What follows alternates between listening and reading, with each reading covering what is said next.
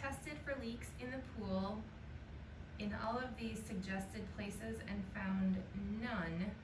We still have a small amount of water downhill. It's an in-ground pool and we're at a loss. What should we look at next?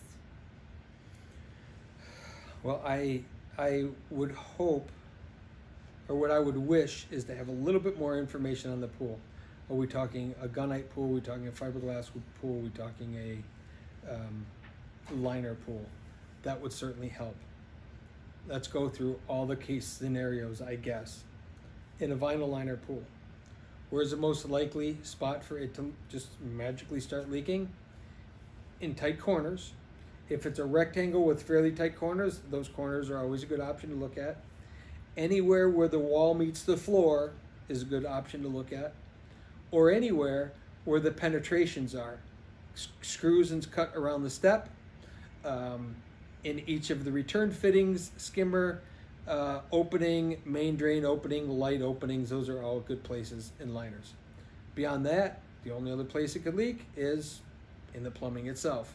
If you've pressure tested all of the lines and you've found that they held air, then it's certainly not going to be that, and it's somewhere likely in where one of the penetrations for the returns or the step or the skimmer or the main drain or the light are. Gunite pool. Certainly around every penetration through the pool. Oftentimes you get sort of a wicking that can start drawing water around where the plastic fitting of the returns are. You'll see just a slight indentation of the plaster. That's a good indication that there's water running through there.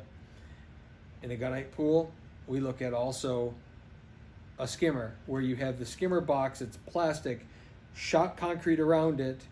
It is the most famous place for a gunite pool to leak, is over a season or two, that plastic shrinking and expanding. Even if it's in a warm climate, heat is expanding that plastic and shrink that plastic at a different rate as the concrete. In a cold environment, it's the cold is doing that. But notoriously around that is one of the most obvious places.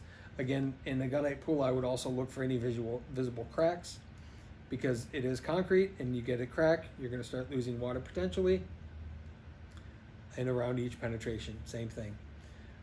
Or in the plumbing itself. A lot of times what people don't check in any of these scenarios is the light conduit. So if this has a traditional standard big light niche like that, it's called a wet niche. And what people don't realize is there's a conduit, a plastic or copper conduit that comes out of the back of that. That conduit is full of water all the way up to the level of the water of the pool. It's called a wet niche. And quite often, as the ground shifts and moves and settles, that line potentially cracking is a good culprit in any one of these case scenarios. The third thing would be in a fiberglass pool. You always run the risk of a structural crack in the fiberglass. Doesn't happen all that often, but it certainly can happen. So visual cracks and visualize all those cracks and look through them. Look them over and dye test them to make sure. And the other thing, much like the other two examples, is anywhere there's a penetration. In a fiberglass pool, you cut a hole in, you put a return fitting through, and it locks from the back and seals around the front.